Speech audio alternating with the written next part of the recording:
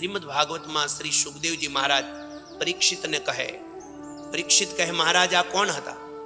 કહ્યું કે નલ કુબેર અને મણિગ્રીવ, કુબેરના બે પુત્રો. એક દિવસ દેવઋષિ નારદનો અપરાધ કર્યો.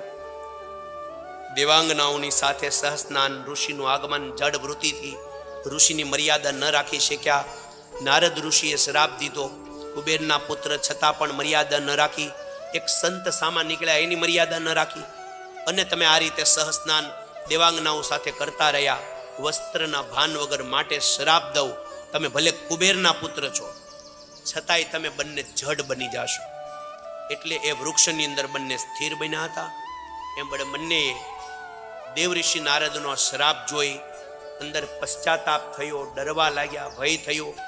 અને એમને પસ્તાવો કરતા જોઈ અને એના શ્રાપને આશીર્વાદની અંદર પરિવર્તન કરતા કહે કે ભગવાન સ્વયં તમારા બંનેના કલ્યાણ માટે અવતારી બનીને આવશે.